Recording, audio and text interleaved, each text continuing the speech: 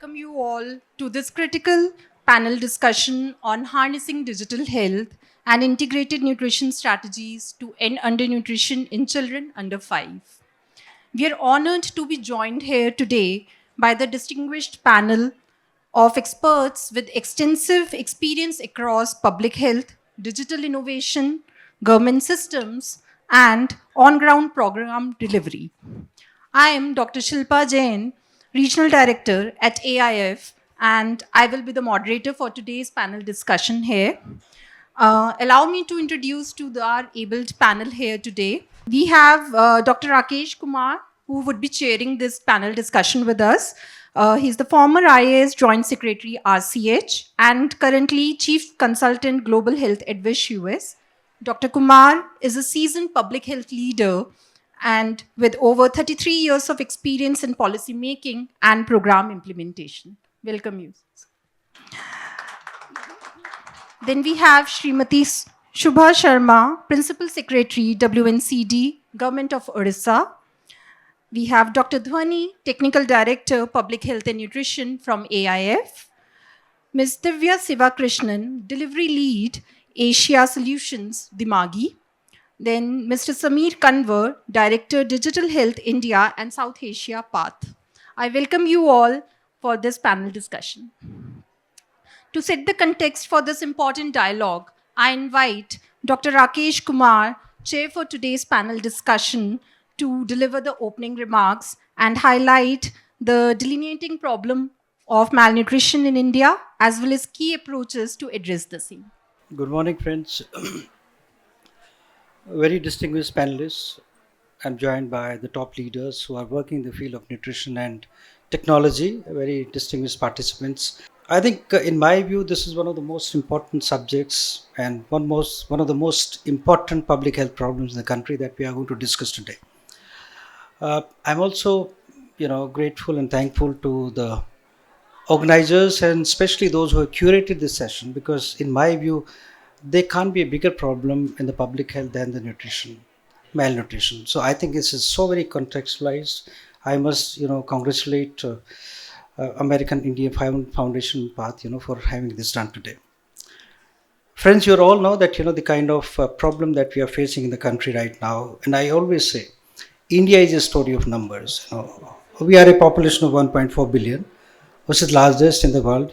We used to be second only to China, but, we took over from there just recently. Our birth cohort is close to 25 million, which is too high. We produce one Australia each year. It's about 2.5 crores. We lose about, 750,000 under 5 children in the country. Again, it's a huge number. Close to 500,000 or more than 500,000 newborns who die within, let us say, 28 days of their birth.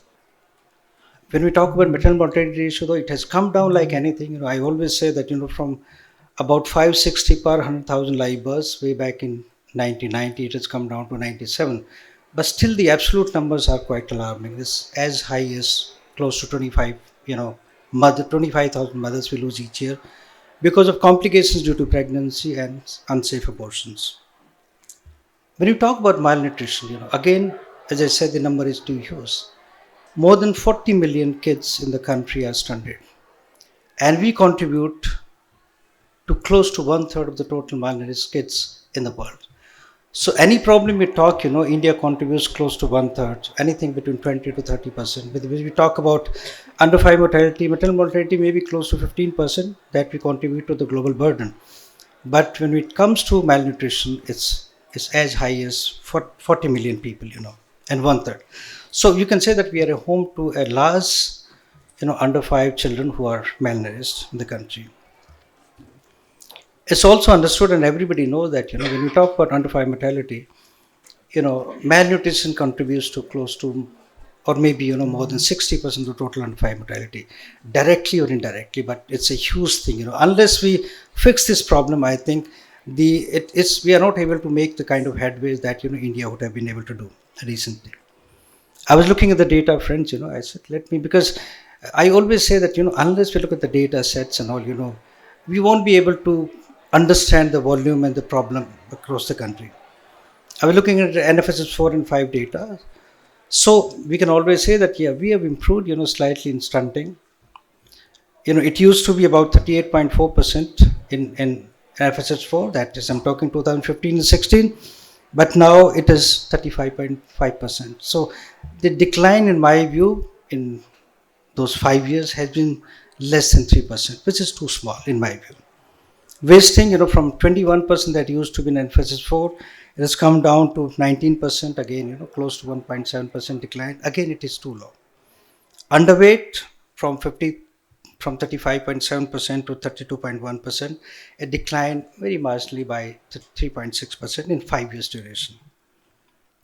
Some of the states, Meghalaya, especially in the northeast, is one of the, it contributes maximum when we talk about the undernutrition, malnutrition, followed by Bihar, which is 43%, UP by 40% or so. They have shown the highest stunting rates in the country. And Meghalaya, other states in the northeastern region, they have done pretty well. But Meghalaya is one state that has not really done. There are multiple reasons behind this. Because I was again trying to look at the data and recall my previous data at the Ministry of Health. At that point of time, also way back about 10 years back, look at the highest number of TFR, early pregnancies, multiple pregnancies, spacing was too low. The maternal mortality ratio, under 5 mortality, newborn mortality used to be highest in Meghalaya. But the better off states are like Puducherry, which is about 20% of stunting. Sikkim is 22%, which is lowest. But when you talk about the problem in the country, malnutrition, I always say yes, it is a huge problem.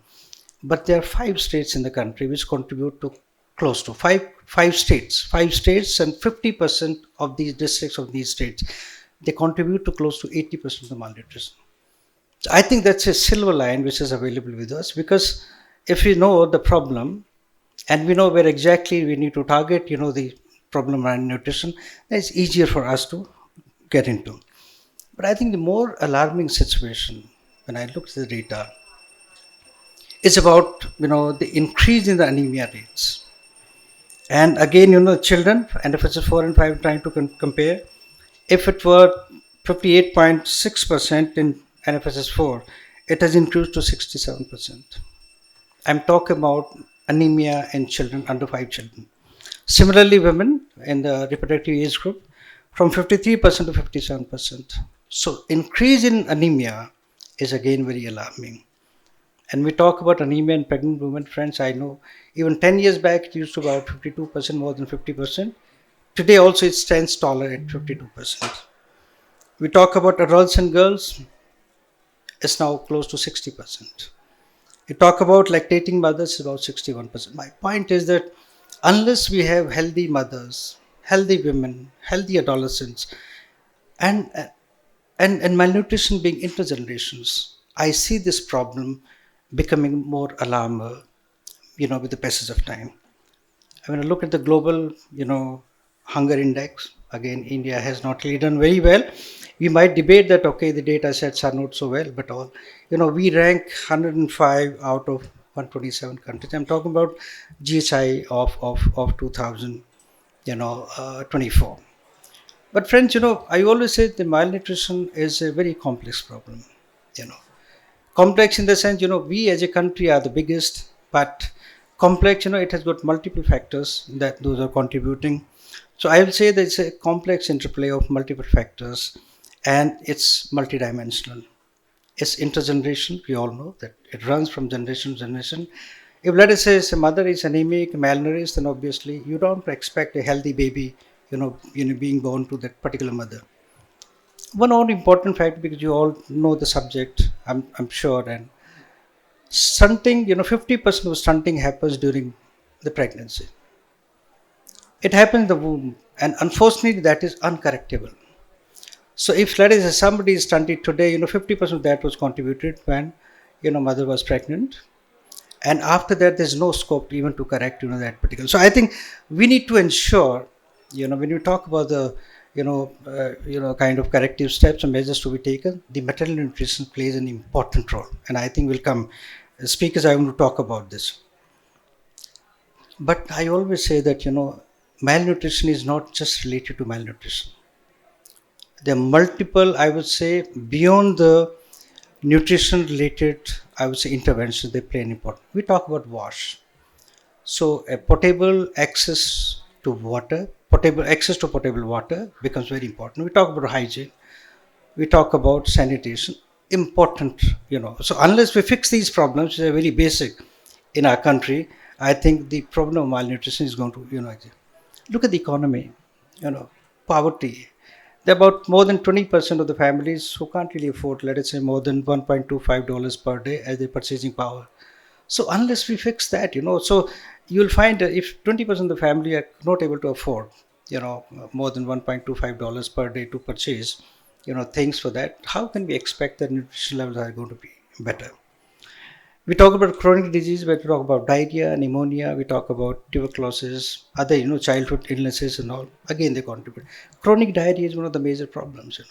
Any child who gets into chronic diarrhea, then obviously it's a vicious cycle that sets into, and the problem becomes, aggravated. We talk about environmental factors. Pollution contributes to anemia. We all know it very well. And there are certain taboos, cultural practices, especially in the tribal areas. There are good practices also. I was looking at certain data, when that was about, 10 years ago. And I found that, in tribal areas, you go to Chhattisgarh, Odisha, my colleague Shilpa is there, she'll talk more about this. Tribal areas, there are good practices, certain good practices. For example, we talk about kangaroo mother care. In tribal areas, you'll always find babies, close to the mothers. They, exclusive breastfeeding, we talk about it needs to be done, let us say, for 6 months minimum. But because the baby is close to the mother, the feeding becomes very. So I was looking at the data, I was surprised. In tribal areas, the IMR rates are better than other communities. IMR rates. But suddenly when they start with the complementary feeding, then unhygienic conditions that lead to diarrhea, and then the under 5 mortality or IMR becomes, it increases with the passage of time. But I think that is also the culture. But at times when we find that the colostrum, feeding, you have to feed the baby within 1 hour, which is very, very important. In certain communities, you'll find that they would like to throw it away. I think so. These are very, very important practices. I think we need to, keep into mind. So all these leads to, all these factors, they lead to, mortality, morbidity, poor development of the child, poor health, anything you talk. So I would say nutrition is the very fundamental core component of any healthy life that your baby is going to, have with them. Also, another factor, and then I'll pause, we talk about the development of the child. So malnutrition, certainly the first 3 years, I'm talking about the first 3 years, are very, very crucial for any baby to grow healthy as an adult, because ultimately impacts on the sensory motor development, cognitive development, and social involvement. So these are three important things. Bob Black is, one of the top professors at Johns Hopkins University. I met him, had a privilege of meeting multiple times. He has established this particular fact that, any baby, let us say if somebody gains normal weight, during the first 1000 days, then finally the adult is going to have a thin, lean body structure. But any baby, any child who's going to gain, let us say, more weight or start gaining weight after 1000 days, the first 1000 days, then the body is going to ultimately become more fluffy. It's going to be obese. So you'll hear that when we talk about malnutrition, friends, it's again a complex problem, because it not only leads to, let us say, the communicable diseases, because lower immunity. So we talk about TB, malaria, we talk about pneumonias and diarrheas, but also finally they land into non-communicable diseases. You must have heard about type 5 diabetes. Under this case, they finally land into type 5 diabetes. You talk about cardiovascular diseases, these are the kids. Those who are stunted, they finally land up, with these kind of. So friends, what I say that, there are multiple things, so it's a very, very complex subject. And I thought, let me just set the tone for this session by, sharing, a few basic, things. I know you all know about it, but I just thought that let me refresh again, because this is a problem which can't be just tackled by, let us say, by the governments and all. Everybody has to put, and the multi-sectoral approach needs to be, needs to come into play. So I'll pause here, friends, and then certainly I look forward to, a very exciting, speakers. We have top-notch people to speak about this. So I'll come back to you again. Thank you so much. Thanks. Thank you, Dr. Rakesh. So, thank you, Dr. Rakesh, for setting the tone so powerfully with the citations and the statistics. As this discussion stands at the convergence of public health, digital transformation, and social equity, and rightly said by Dr. Rakesh also, undernutrition is not just a health crisis. It's also a reflection of equity, social disparity across the sectors. So, addressing this requires integrated, innovative, and equity driven solutions.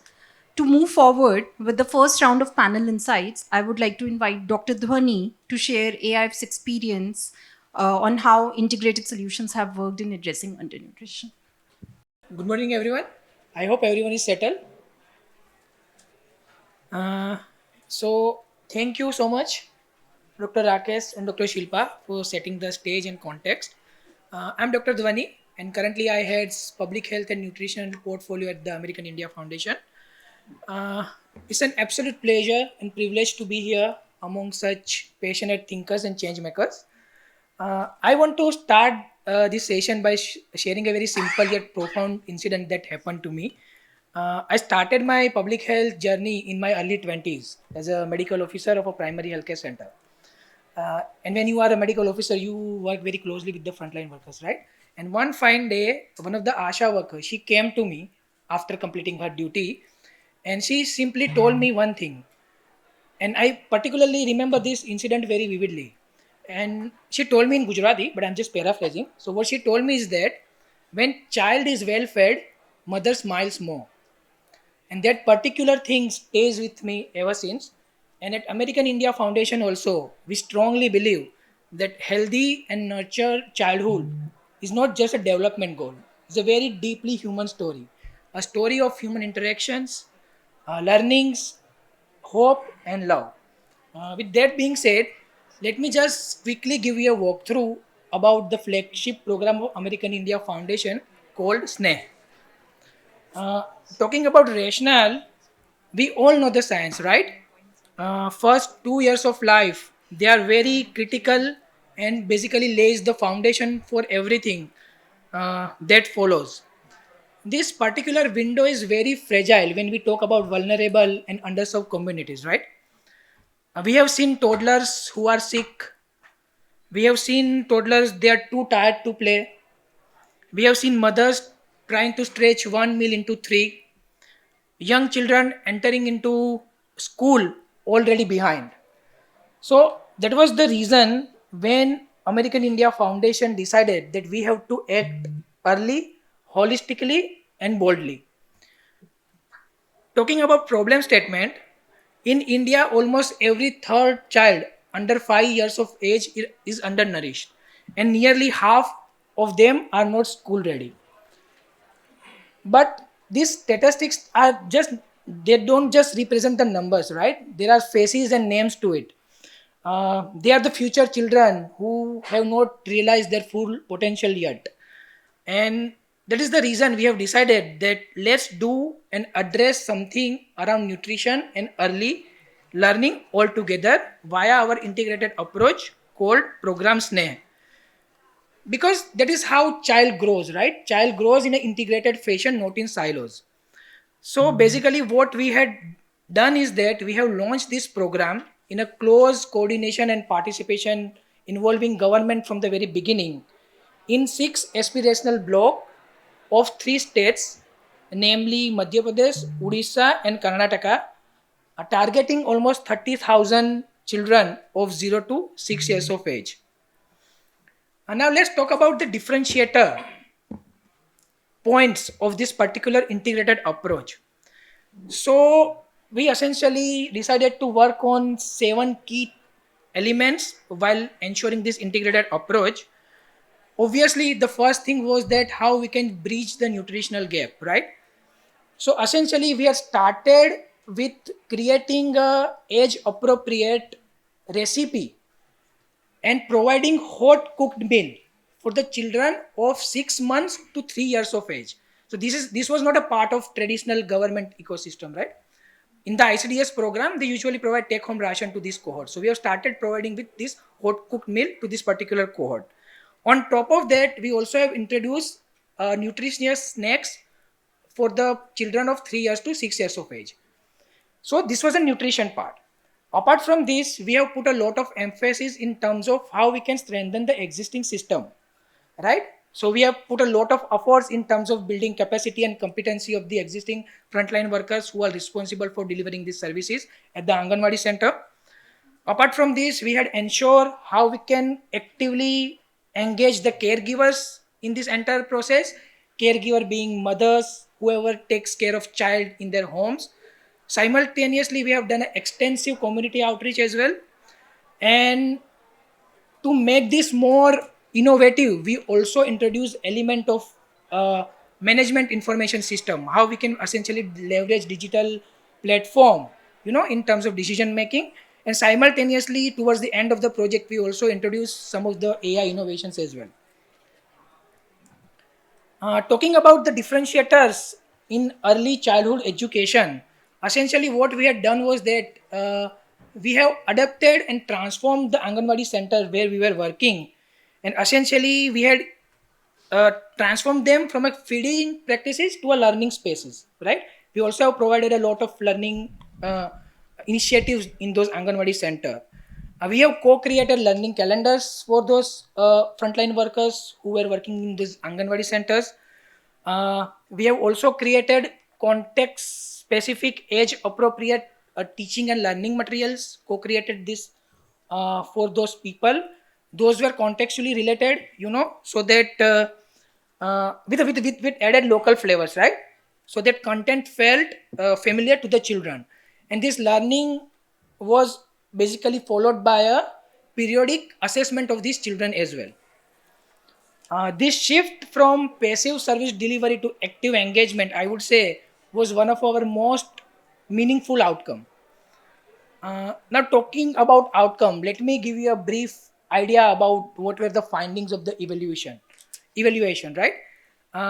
For this, we had hired a third-party external evaluation agency who had done a baseline and midline evaluation for us, and I'm going to present few numbers of this evaluation finding of Vidisha district, one of our geography where we had worked. So baseline and endline duration was 18 months apart, and the least to say, the results were really promising within the span of 18 months itself. We have observed a reduction of 10% in prevalence of stunting. This was more higher gains for particular girl child. We have observed underweight cases fell significantly with higher reduction among the children 6 to 23 months of age. These were our target cohort where we had actually provided this hot cooked meal to these children. We have observed that overall undernutrition declined across the board. We don't think this was a magic, right? It was result of a well-structured, coordinated efforts powered by trust and backed by data. Talking about effect of early childhood education initiative, we have observed a 27% improvement in school readiness among those children at a different learning levels, whether it is writing, comprehension, speaking, reading. We had adapted tools created by World Bank to be able to deliver these learning services to those children, and we have observed remarkable learning improvements here as well. So what did we learn from this execution of this integrated project in a very shorter duration of time? Firstly, integrated program and approach actually works, and it has shown a promising result. When we use digital tools embedded within the design of the project itself, it certainly will help to feel the frontline workers empowered.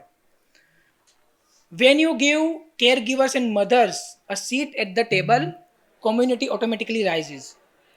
And most importantly, the way we have executed this entire project, we are very confident that it is possible to deliver appropriate nutrition and early education with the unique cost of 10 Indian rupees per beneficiary per day. Can you imagine this?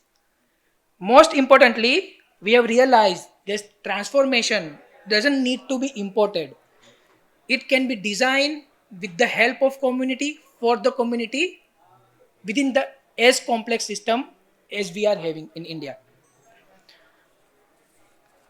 So, in conclusion, if I have to summarize and conclude, when we are moving ahead, what actually we are looking at is a scale which is sustainable, system led, and rooted in equity.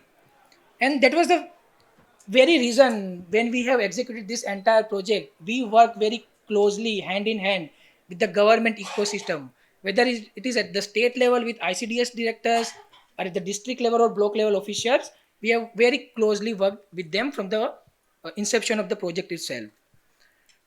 Our approach has always been to complement and augment the government systems, because we already know that public system work best when they are supported, not bypassed, right? And just to add one last bit, given the turmoil and the thing currently happening within the public health financing landscape, I think this represents a very crucial opportunity, particularly to India, in terms of how we can identify and leverage locally available sustainable financial resources, right? This moment actually calls for strategic efforts to think beyond the traditional system of donors, right? How we can engage experts across the board in channeling and mobilizing local resources in a meaningful way, how we can leverage public-private partnerships, CSR funds basically. An idea here is to ensure long-term resilience and self-reliance in public health financing. So this is overall highlight of the project that we had executed. Thank you. Thank you, Dr. Dhwani. Thank you so much. Thanks, Dr. Dhwani, for drawing our perspective towards the on-ground integrated approach and how, when it is banked by a data-driven planning, leads to positive outcomes. Thank you. Moving on, like we know, government plays an important stakeholder in pivoting all these interventions on ground. So now I would like to invite Subha Sharma ma'am to share the key government insights on the same. Good morning. It is a privilege to be here in this room with practitioners of the health and nutrition sector. And I would like to thank the organizers, the American India Foundation, for giving me this opportunity to be here to present some of the good work that is being done by different governments, and more importantly, to learn from people here who have shown success in various parts of India. The first speaker, Rakesh sir, has already set the context beautifully. In the interest of time, I will just mention the points because I don't want to repeat. Nutrition and health is often an overlooked problem, the preventive aspect of health, because one doesn't realize the consequences till it is too late, and sometimes it is irreversible. It is also an intergenerational issue, and therefore results are not immediate in coming. And especially from the bureaucracy point of view, it is easy for me to construct a building or build a road or complete a bridge, and everybody is able to see it, visualize it, acknowledge it, use it, appreciate it. But to bring about a 2-point reduction in the IMR or the MMR or stunting or wasting will take years of effort. And by the time that result comes, most of the people involved in the entire campaign would have moved on. It is not a single factor which is in my control or any single department's control which can affect this. There is WASH, what Rakesh sir mentioned, drinking water, sanitation, anemia, food supplement, community practices. There are so many issues that it is perhaps impossible for one department or even one government to take care of, wherein this lovely word of convergence comes in, which sounds beautiful, but is sometimes a very challenging task to achieve when you are working with human beings from many different sectors. The problems confronting us today are again very interesting. On the one side, there is malnourishment and undernutrition, and on the other side, you have a growing trend of obesity. So now sugar, if you reduce sugar, it is not palatable. If it is not palatable, the child does not consume it. There are substitutes available, but everything comes for a price. The problem is defined. Today we are very fortunate. You might have read the Poshan Tracker application of the Ministry of Women and Child Development received an award from the Prime Minister's and the President just last week. I think that is an amazing achievement in a place like India, where I have put in 25 years of service with the government, and we began with literally no data, and today we have such disaggregated and detailed data available. It's a great achievement, and it helps us to identify pockets which require attention, to identify individuals who require greater care. The solution, to my mind, has 2-3 parts to it.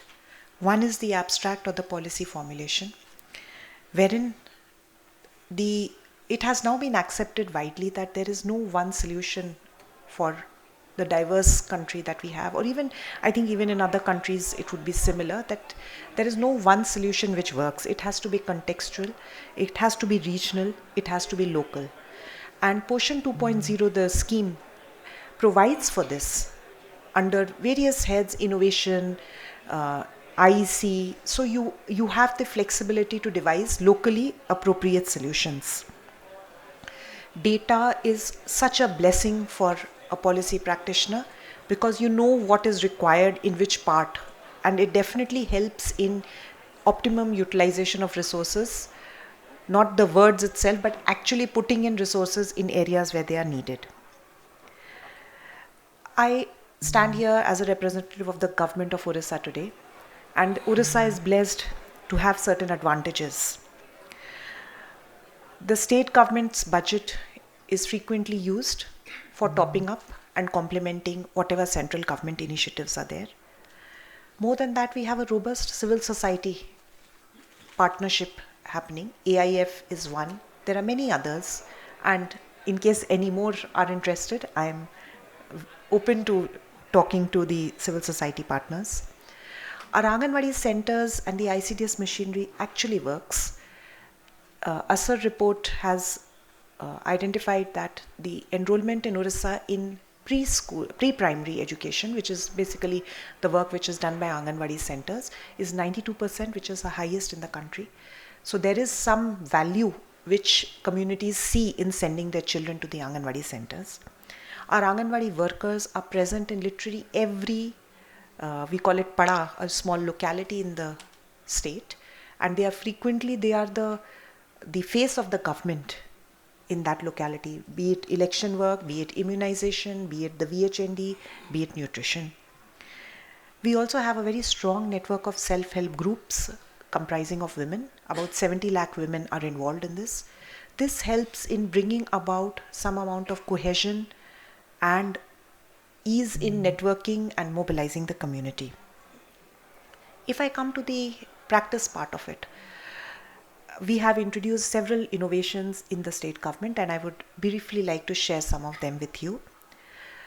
As you might be knowing, Orissa is a tribal dominated state with more than 33% forest cover.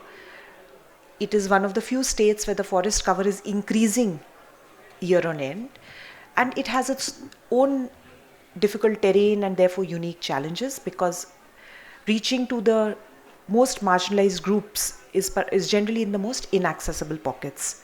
So we have this small program called the Pada Pushti Karikram, wherein if a locality has more than 5 young children in the age group of 3 to 6 years, and the distance from the Anganwadi center is high because young children cannot walk beyond a certain distance, or if there is a geographical barrier like a hillock or a river or a nala or something, then we utilize one of the self-help group members, women, and they cook locally and they provide food to the young children in their house on the veranda, and they get reimbursed with a very small incentive. The other very interesting initiative that we have taken up is called the Purnahar program. Thanks to Poshan Tracker, we were able to identify children who are in the SAM category, the severely and acutely malnourished children, who are most at risk. And then we do a concentrated feeding program for them for about 112 days. It has been specifically designed: additional eggs, an egg a day, additional augmented take-home ration, which has basically energy-dense nutrients and oil. And this has shown phenomenal results, with more than 82% children getting cured. That means transitioning either to the normal or the normal category, and 90% plus if we include children who have moved to the MAM category, because then from MAM they obviously, with some more care and effort, can transition to the normal category. This has also been evaluated by the Kalavati Center of Excellence and has been identified as a best practice. As a result, when we started, we had something like 17,000 children who were in the SAM category in 2023 February. Today, in April 2025, this figure has come down to 9,800. And this is also not, it's not as if the same children are continuing. It's, as you realize, most of you understand, new children will enter and children who get cured will exit from this. The state government provides topping up apart from what the central government gives, and using these funds we provide eggs. Luckily there is no community or social discomfort with consuming eggs, so that has really helped in improving the nutritional status of our children. A lot of millets is locally available, greens. So we have this Nutri Garden scheme, wherein in the Anganwadi center, our agriculture department, Convergence, and the horticulture department gives papayas and drumstick trees and greens. So we use those. I think what Rakesh sir said was a very interesting thing when he talked about how malnourishment starts much early on than when we actually physically see the baby.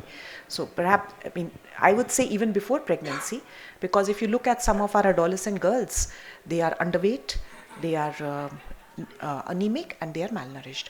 So taking this life cycle approach, we have introduced a nutritional supplement. Government of India also has it as a scheme for adolescent girls, which operates in select areas of the state, and in the rest the state government operates a similar scheme wherein we give them nutritionally rich food items every month.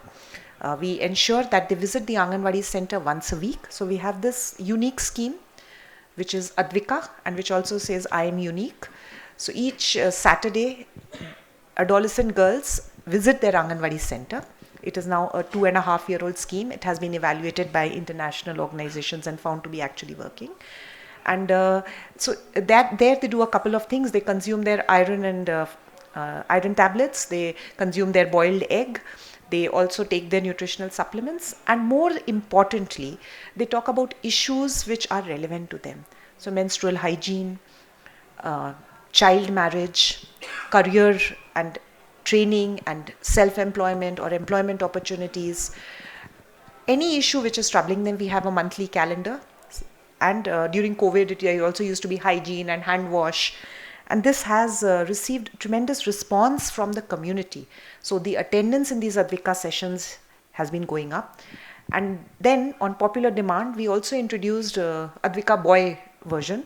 So they, the adolescent boys also join once a month in a Saturday. And then we have now this network of about 12 lakh adolescents who are connected through wonderful WhatsApp groups, and information dissemination happens amongst them.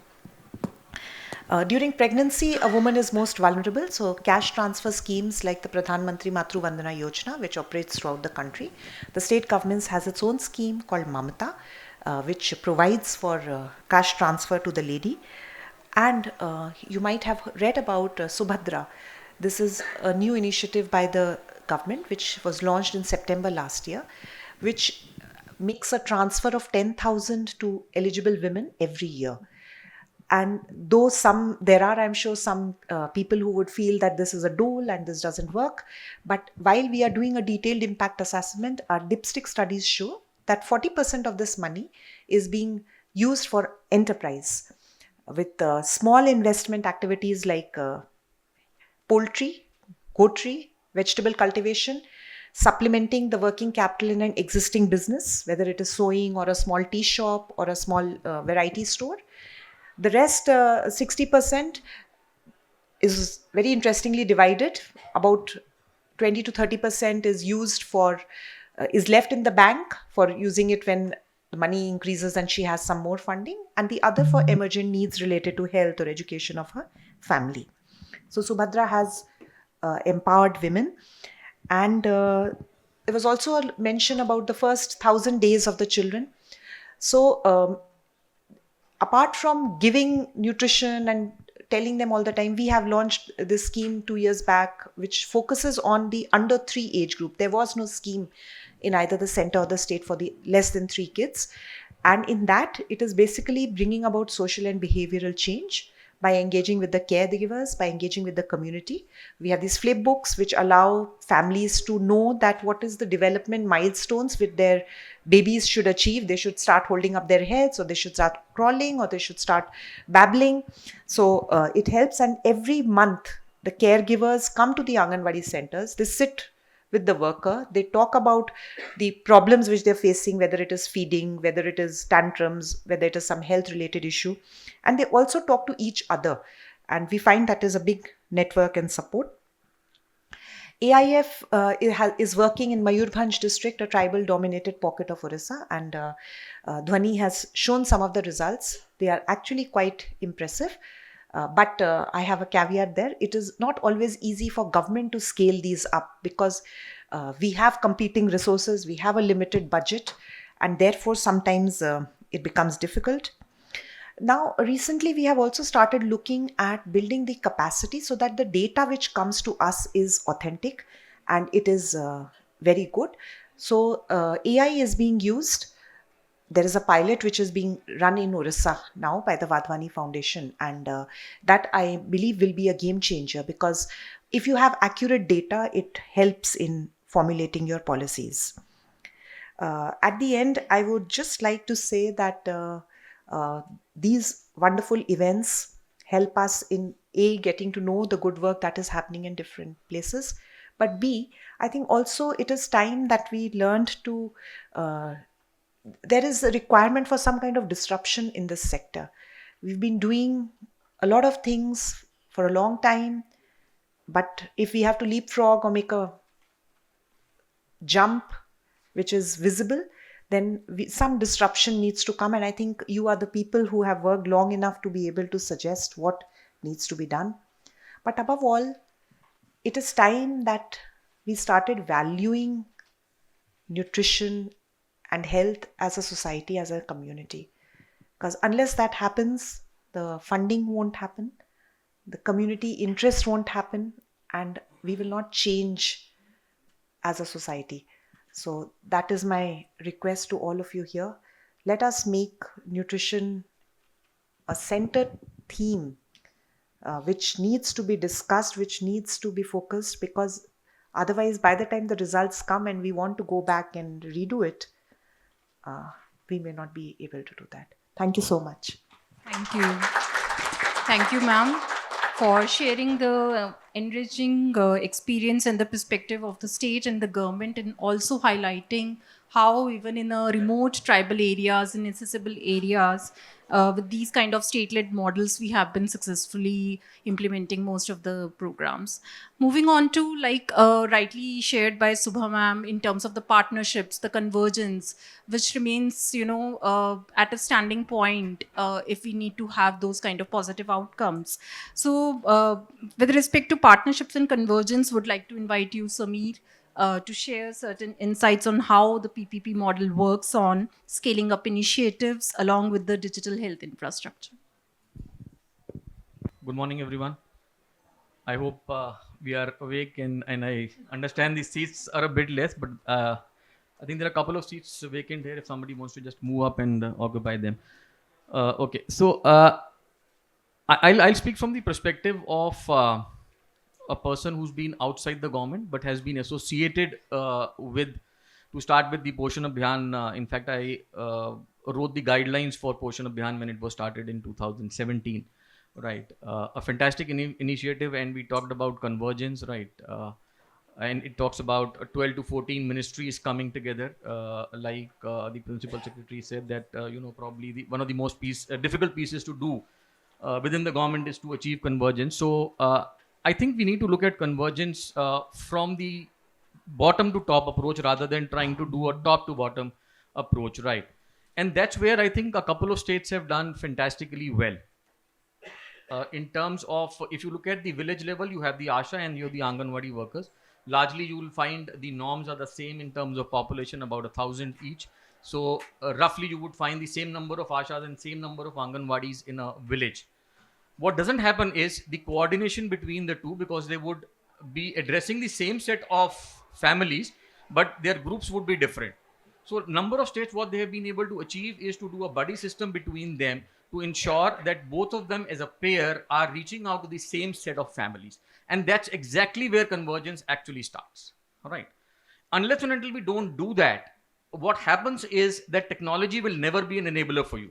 Right. Now, if you look at technology, because technology, unfortunately, in our country remains siloed, the way it is rolled out, right? We do not look at technology as a system when it is rolled out, because the beneficiary is the same. It's the same family, the same mother, the same pregnant women, the same children being addressed by different departments, right, for service delivery. But we do not look at it as a system, and therefore, whatever we roll out in terms of programs or processes goes vertically down.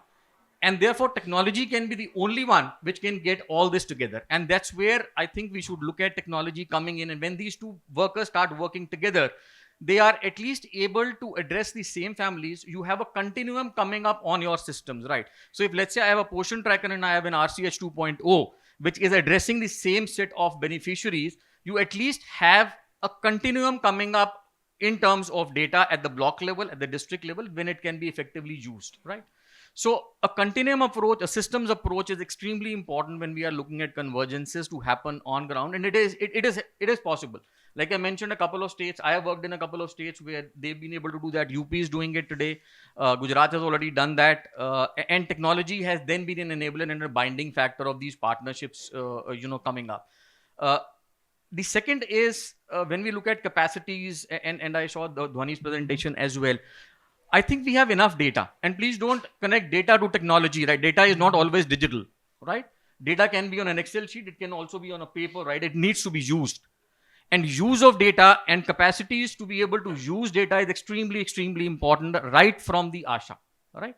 But unfortunately, in our capacity building landscape, we do not look at look at digital or data being used for decision making at each of those levels, right? And if we start doing that, your quality of data will automatically start improving. You really don't have to do anything about it. The systems don't have to do anything about it. When you start using data, the quality automatically improves, right? The next is, the use of technology. AI has become a fact. By the way, I come from a tech background, so I am a party to it. But, it's everybody today wants to use AI. For what? We really don't know. There's a tool available. Okay, fit it in, right? And do a pilot to it. And get some data and say, oh, fantastic, we've done a wonderful change. That's not how technology works, right? We need to fit technology into a problem and see what are those problems which we want technology to solve for us, right? In that continuum of care, right? Do I want to detect HRPs?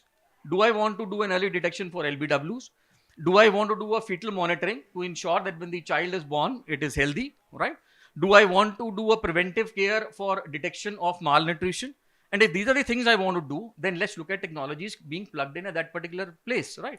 But then before you do that, you still need a continuum. When I say continuum, means a digital continuum of care being recorded. Otherwise, these technologies are just going to be pilots and failing us, right? Now, if you look at the portion tracker and the growth of portion tracker, it is fantastic, right? How is it engaging? It is engaging, as I understand, as we speak. Vadhwani, like ma'am was mentioning, is already doing a pilot, but that anthropometry tool is now being integrated as part of the portion tracker because it's been able to give you a continuum now, right? And the next step to it, what is required is to be able to use that for decision making, for planning purposes, right? Being able to use that data for service delivery effectively. So that's the place where technology starts playing up and partnership starts playing up in terms of convergence. These are very simple things which can happen at the ground level. If you try and do convergence at the highest level, it is always overwhelming, right? But when you start the convergence, the ground level, it's actually already happening, You have to just start strengthening around it and ensure that it's in place, for delivery. When we look at, technology being able to give us the kind of results which we are talking about. Again, coming back to Poshan Tracker, a fantastic thing which has been done, as I understand, is also a citizen-facing application interface has been provided now. Now, that's the way and the power of technology, right? And in terms of being able to engage the user, the citizen, onto the platform. Now, it can be a fantastic tool for doing BCC, for very targeted IEC campaigns happening, right?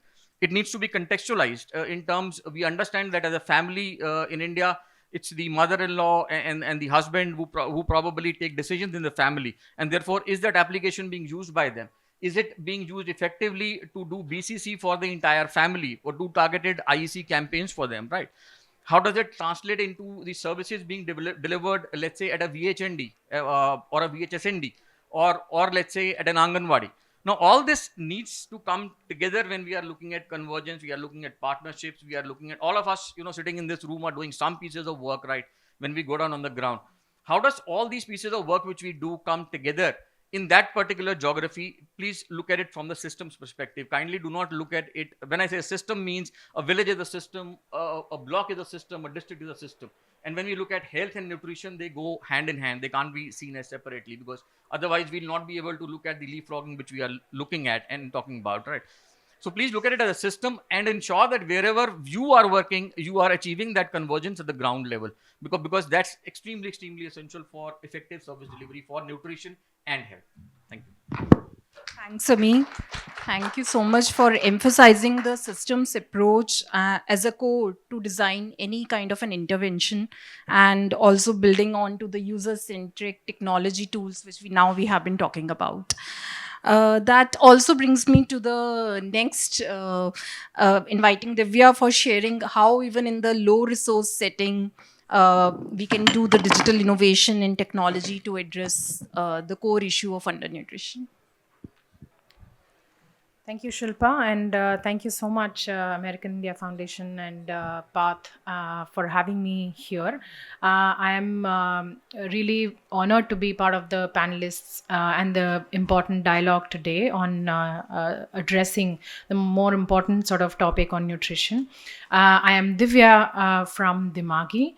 Dimagi, for those of you who are not aware, is social enterprise, digital innovations organization that has been working to amplify the lives of frontline workers for the last 2 decades or so globally. And we have quite a deep sort of experience in India.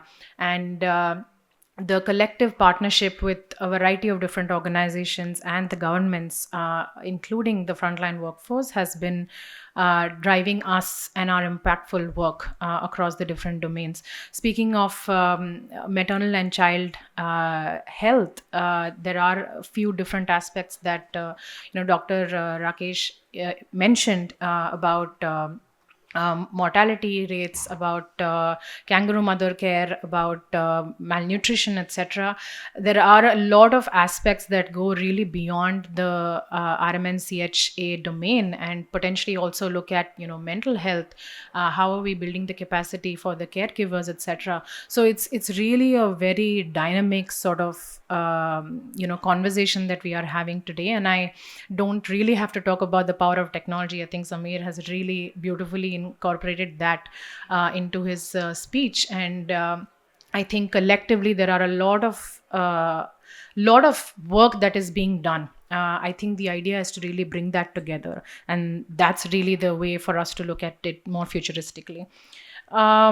So based on the experience that we have had, Dimagi has sort of developed a nutrition solution which looks at improving the nutrition and health indicators for children between the age of 0 and 5 years of age. And this is basically built on the fact that the frontline workers can have innovatively designed job aids for them that is offline based and can be used in local languages and is intuitive enough for low literate frontline workers to be able to use it.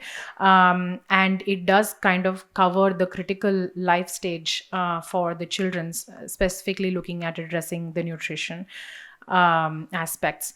As part of the various efforts, I want to take the time to specify and talk more about the association that Dimagi has had with the American India Foundation in piloting one of the more important sort of aspects from the SNE solution standpoint. So our association dates back to a few years back when we started thinking about the nutrition solution. As Samir mentioned, there is a lot of data capture that already happens on ground, right? There is information that is being collected either manually or through digital aids. What we essentially have done is to develop a solution that is aimed at empowering the frontline workers, because they are an important link in this entire systemic change that we are talking about, and providing them a job aid and a tool to be able to address the situation. So we have about 60 odd frontline workers who are utilizing the application, and we have reached to about 50,000 children through this program, specifically looking at data capture. But is data capture really enough? Can the aspect really stop there as far as we're looking at addressing important issues? No, I think data is really the formative aspect, right? What do we do with the data? Are we utilizing that for program implementation? Are we looking at data-backed decision making? Are we empowering the various stakeholders, whether they are frontline administrative units or decision makers, to be able to say, okay, this is the kind of data that is coming in. Is it good quality? I think Shubha ma'am spoke about the importance of the quality data coming in. Otherwise, there is trash in and trash out, which we all are aware of how that is probably adversely affecting the implementation that happens on ground. So just moving forward, what we have essentially done is to be able to utilize that data that is being captured across various beneficiaries and look at it more from an analytics standpoint, but also going a step further, looking at data from a predictive analytics model is what has been a truly game changer for us. So I think here technology is not just enough from a systems change standpoint, right?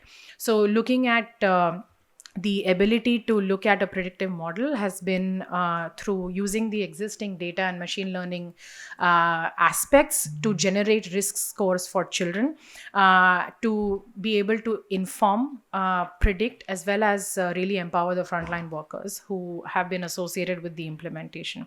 So the idea is to look at a algorithm that can be developed based on the risk scores for children who have basic anthropometrics like weight for age, their height for age, weight for height, etc.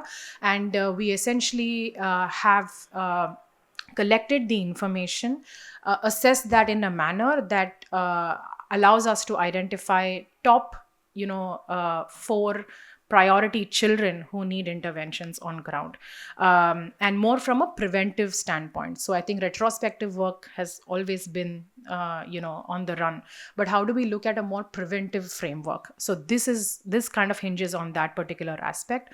And we also have a randomized control trial that looks at both the treatment as well as the control groups, to be able to see what is the kind of evaluation, what is the kind of positives that is coming out from this implementation. And this is being done in a coordinated fashion with the Anganwadi workers and the Anganwadi centers on ground. This is being piloted in Madhya Pradesh and Odisha. And we have about 600 children who have been identified through the implementation work that has been done across a few targeted, 150 targeted Anganwadi centers. So what are we really looking at when we look at predictive analytics? So on the ground, you all know there are frontline workers who collect the information. The information allows them to engage with the caregivers more specifically in terms of counseling, in terms of talking to them about what can we really do to be able to look at more preventive aspects. But is the protocol management really enough? Perhaps not. So the ability for us to look at aspects, specifically from a child's anthropometric standpoint, letting the parents or the caregivers know that this is where the child really stands, and not allowing the frontline workers to kind of manually input their status on the graph, because not all frontline workers are literate enough to be able to do that, right? They don't know how to potentially use graphs and plot them. The importance of probably looking at the decimal figures when the MUAC screening or the Z-scores are being captured. So there are really small and integrate points that need to be kept in mind when we are designing innovative solutions, specifically from a frontline worker standpoint. So the idea here has been to kind of identify the children at top risk, empower the frontline workers with that information. And the idea is to ask them, the integrated community volunteers, to be able to go to the caregivers across 14 different visits to them, and talk more about counseling, about various aspects in which they can provide the information to the caregivers, and look at it more from a preventive standpoint. So while we are at the early stages of the evaluation itself, we do believe that this has more positives for us to offer, and across the 600 children that we have looked at from an intervention standpoint, we know that about 88% of children have sort of completed the intervention, all of the visits that were expected by the frontline workers to be done, though those have been completed. And we also know that about 95% of the children have received more than about 10 coordinated efforts from that side. So right now we're looking at ways in which we can potentially look at the information that we have already captured on the ground, and see from an evaluation standpoint what can we really do more from a data standpoint. The idea is to also look at how can we compare this information with the intuition that the frontline workers already have. So there are Anganwadi workers who have looked at these children and the communities for years together, right? When they look at the beneficiary, when they look at a child, they already have sort of a formed opinion about what this child's health status looks like. So the idea is to also compare between their intuition and the data that is being collected, to also see, okay, now look, when I look at a child, do I see that child to be slipping into a SAM or a MAM? And if not, can technology really come into play to be able to tell them, okay, maybe you're not able to identify that, or maybe it isn't obvious because the child is not stunted, the child doesn't seemingly look underweight, but there are other aspects that need to be looked at, and here is probably a list. So how can we probably give that information to this very important linkage as the frontline workforce, to be able to bridge that gap between the various stakeholders who are collectively looking at a systemic change. So the information is hope for us to kind of scale up as well as we move forward, and I'm hoping that the learnings that we get from this particular implementation will really help us move forward more from looking at data being the pivotal aspect for decision making and improving the programs at large. And I think at Dimagi, it's not like the focus is really not on digital solutions or technology, really. I don't think technology alone can solve all of the problems. It has to be a collective call for action. It has to be looking at investing and financials from a child lens standpoint, given the importance that this topic really has, and to be able to see what can the governments do, how can we amplify the work that they are already doing? How can we bring in the domain experts or the subject matter experts into the play? And how can then technology be a catalyst rather than a tool in itself? So I think all the empowered panelists here have spoken about all of these aspects in detail, so I will not get into the specifics of it. But I really hope that technology can be an enabler and look at implementation more from an integrated fashion. Thank you. Thanks, Divya, for sharing your insights on building the tool which is user-centric and incorporating the adaptive learning towards creating a predictive tool and as a model. Quickly, because of the paucity of time, I would like to just go to each one of the panel and ask a key practical takeaway. What should be our top priority to end undernutrition using digital and integrated strategies, ensuring resource alignment? So to begin with, Sameer, if we can. So I think to me the keyword is convergence at ground level.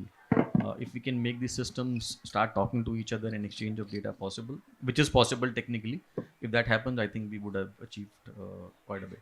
So convergence at ground level one. Yeah. The technology convergence. The technology convergence. Great. Dhwani? So, well, in my opinion, at this point of time, the challenge is no longer about the resource scarcity, right? Many things have changed in the past for good. So now it's more about how efficiently we optimize and mobilize the existing available resources which are available within the existing public health ecosystem, right? Real ask is to ensure the collective action to ensure that resources, whether they are financial, human, logistics, consumables, are actually reaching to the point of care delivery site in a timely and efficient fashion.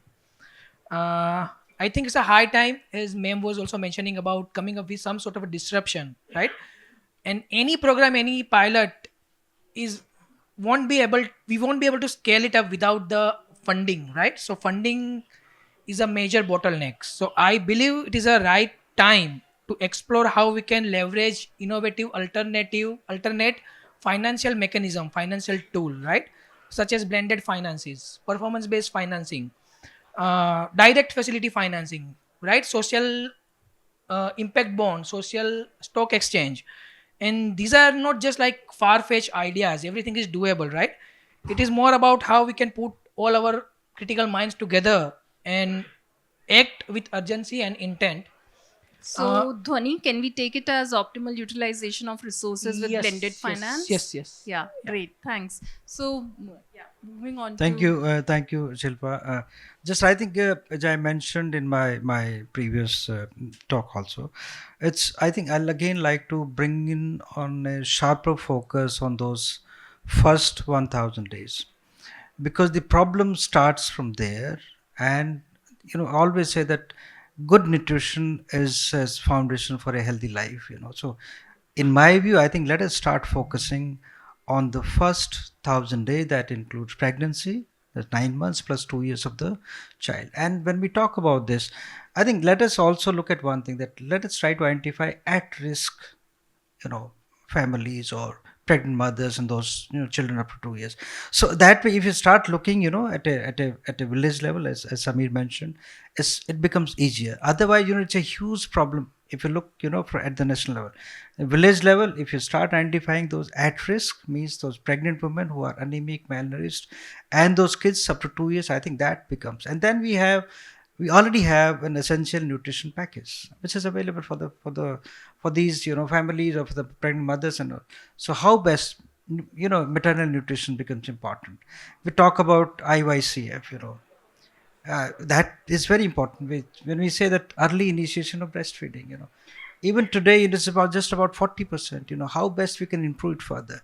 Similarly, the exclusive breastfeeding for a period of 6 months. Absolutely mandatory, that we need to ensure nothing else is to be given except for mother's, milk.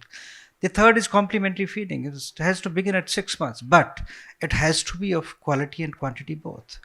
Because if kids, and then obviously If you do it under unhygienic conditions, then what's going to happen? The child is going to have diarrhea. So all these things, and then so the convergence of portion and RCS, reproductive maternal newborn child health interventions, becomes of paramount importance. I think that is where, in my view, lies the success. So let us start looking at these, and then finally, I would like to say that the long-term measures, that I was talking about, whether we talk about the nutrition, whether I'm talking about wash issues or education, empowering mothers and all. So that needs to keep on occurring, simultaneously. But I think a sharper focus on first 1,000 days, in anybody's life is going to be of paramount importance. In my view, my last point, that we need to call for action. You mentioned about this. Absolutely. The action needs to become, needs to come, it needs to start early. It needs to start urgently, and then let us start focusing. Technology obviously is going to be a huge enabler. It can't replace, what exactly is supposed to be done over there, but huge enabler. I think we have to use technology also optimally, whether we are talking about digital or AI solutions, which are currently available. So I'll pause here. Thank you. So we get as a key takeaway, focus on 1,000-day approach with call to action. Great. So Subha ma'am, if So I would like to see things.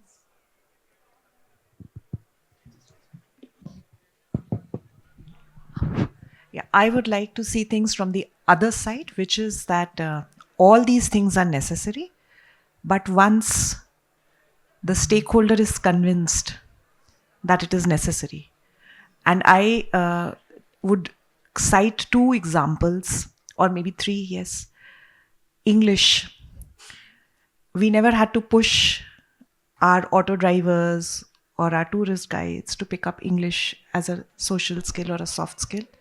But even the poorest of the poor in some states would prefer to pay a premium to put their child into an English medium school because they see a value in later on in life.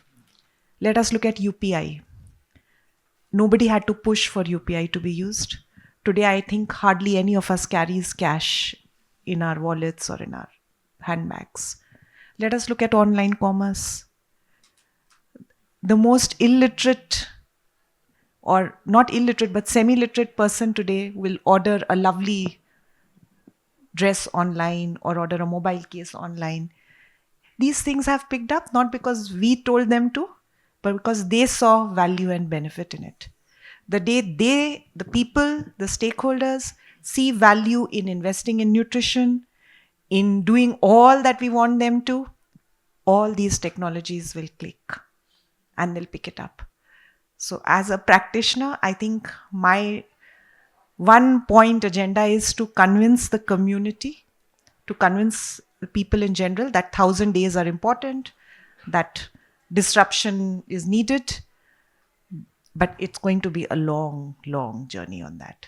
Thank you. great. So we take it as user and stakeholder centric design, ma'am, as a key takeaway. Divya. You can word it. Well, actually, ma'am stole my answer. So I'm going to say that there are a lot of initiatives that are being done in silos.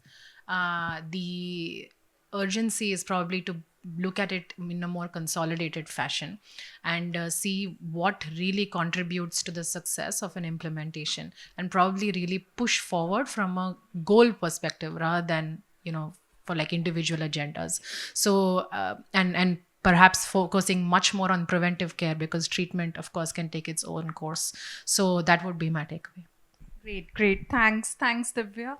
So moving on to thank you all the panel for the beautiful and the thoughtful contributions. We would like to take a few questions from the audience.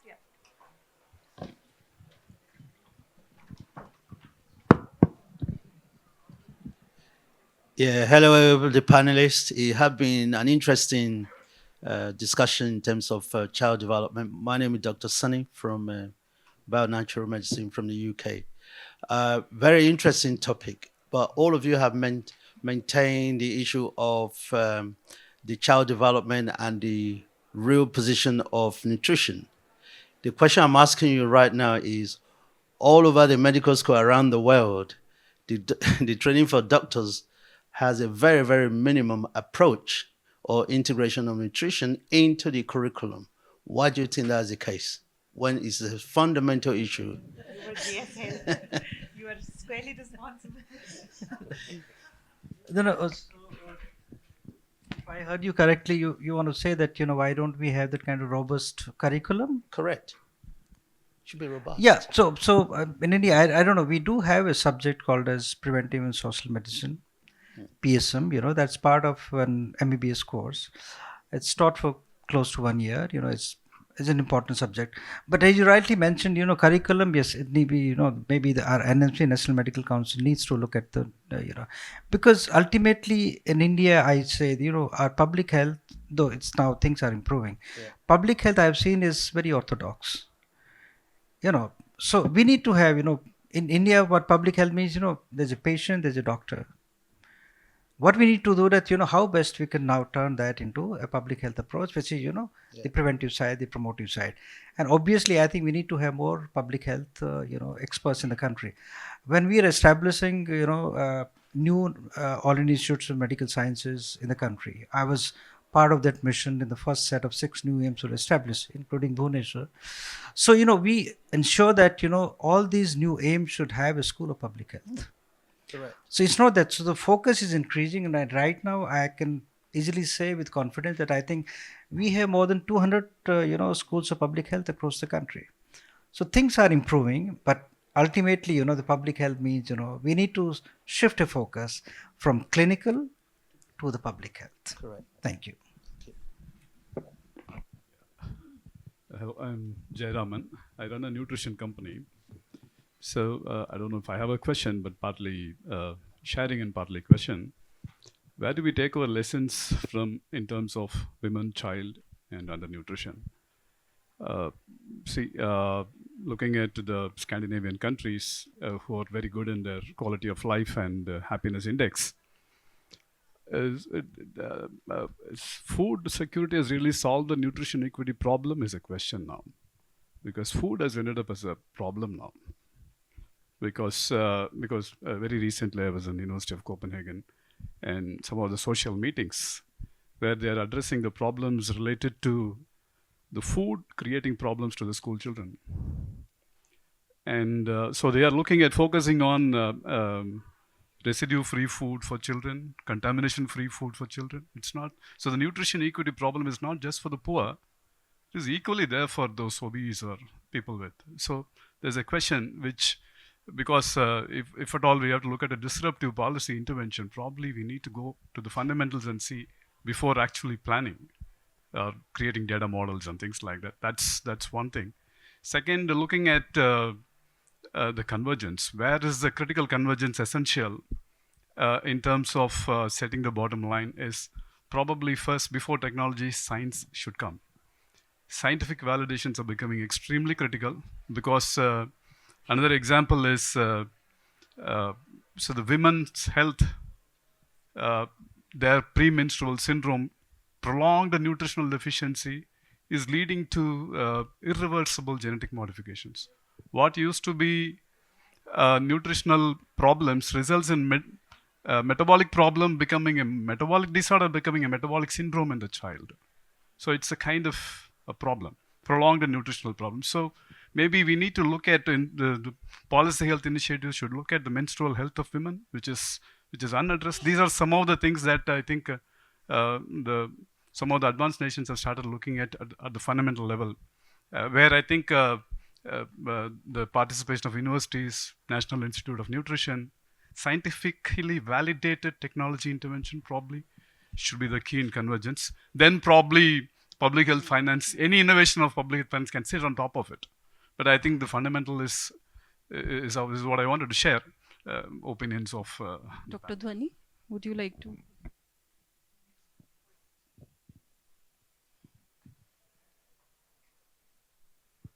So I think every question is coming to me. So, but anyway, I think you okay. You raised very pertinent point, about both the it's not that you mentioned about the convergence part, I think Government of India is making all the efforts when we they started, and Sameer was, very much part of this mission, when it was conceived way back in 2017 and 18, it was launched, if I'm not wrong. So then, the question started that, okay, you can't have these two vertical, programs running, at by the two different ministries, like, reproductive maternity newborn childhood by Ministry of Health and Portion Bath. Then you said, okay, we need to have a convergence. And that is how, the emphasis started, happening at the village level. Because ultimately, when you talk about convergence, we can have these policies and programs created at the national level, state level, but ultimately the convergence needs to happen at the village level, where action is lies there. And there, I think the role of technology, so science needs to come first, followed by technology, So the convergence, yeah, is on the last, but it's very critical. So in my view, I think things are happening. Convergence is it's a good word, it's a music to everybody's ear, but it's so difficult to happen. It doesn't happen, at least, and I have seen and my colleague Shubha would like to detail, what I said, is that convergence is the most difficult thing to happen. Maybe the district magistrate at the district level, they are the top people who can make things happen, because all the departments are over there. Similarly, at the village level, who is going to make it happen? And now when we have Anganwadi workers and Asha workers, these two, they want to really maintain their, their forte. They're different, they said, okay, nutrition belongs to me, and she said, okay, health belongs to me. So how to make those things work is certainly an important issue. I really don't have any answers to your this thing. Yeah, we need to have a robust, scientific, solutions, vetted ones by scientists. NIN can always play an important role, and I've seen NIN also. But somehow I've seen these institutions, what they do, they work in silos again. So I think, again, it's government's priority that we need to bring in these institutions, right in the center stage. They are busy in teaching, imparting trainings and all. But when it comes to, at times I've seen, I see them, when they are making the policies and all. And after that, at the implementation, what about implementation research? It's again missing. So these institutions can play an important role in implementation research, and then obviously we'll have a robust, evidence over there. Sorry. Yeah. Just to add to what Sir was saying, I think you made some very valid points, but the fact remains that what is relevant for Copenhagen may not be relevant for Kakinada.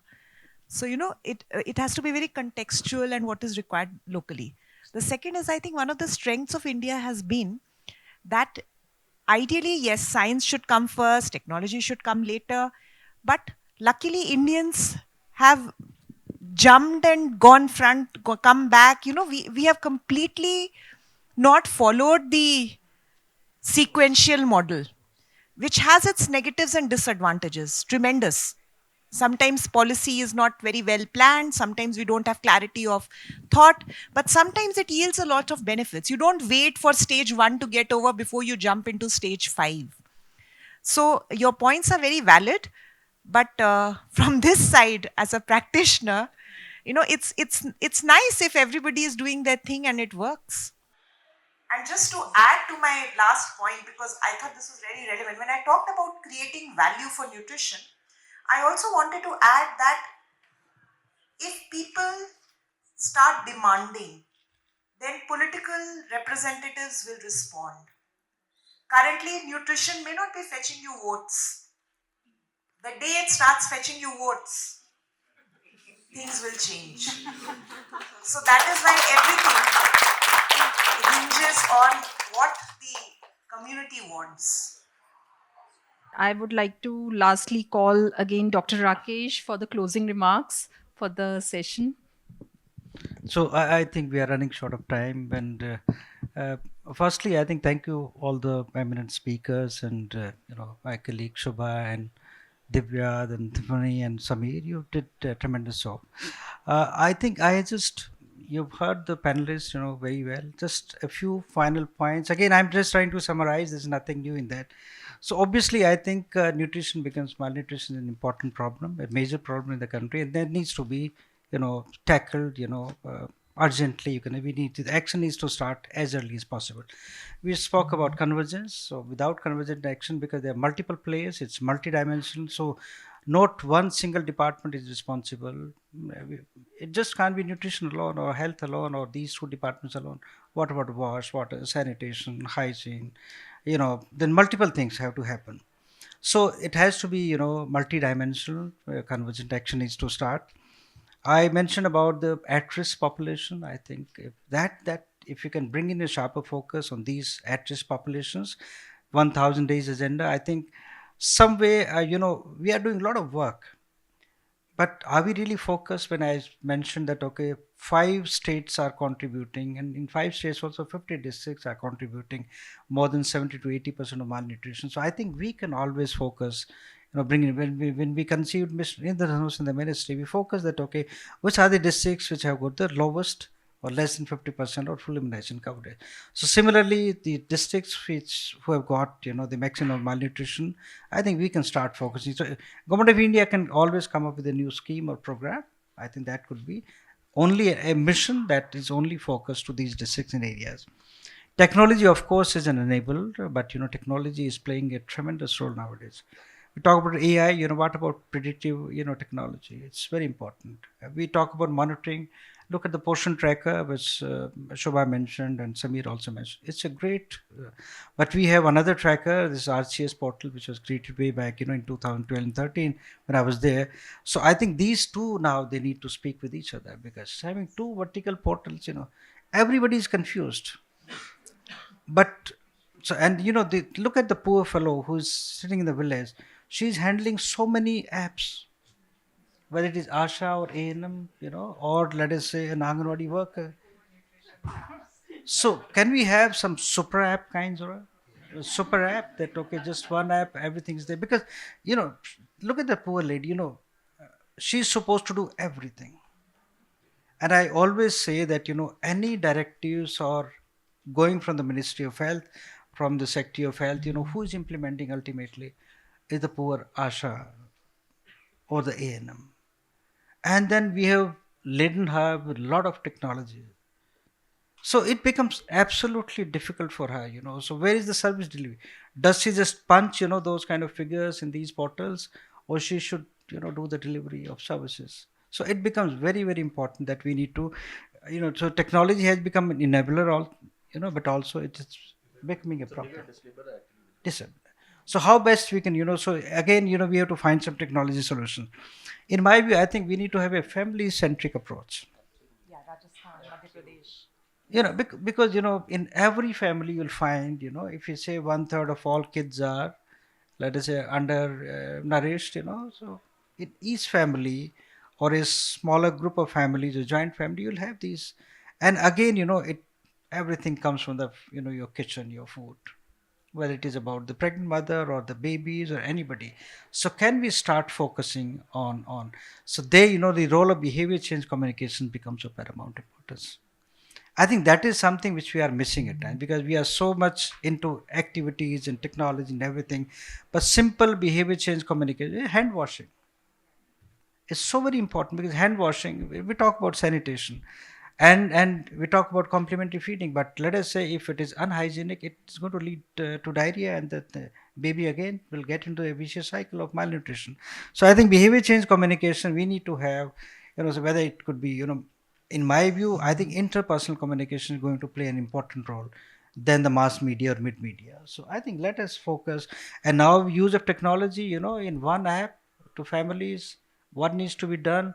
It should not be cluttered. Simple state messaging on malnutrition, what needs to be done, do's and don'ts. I think that can always.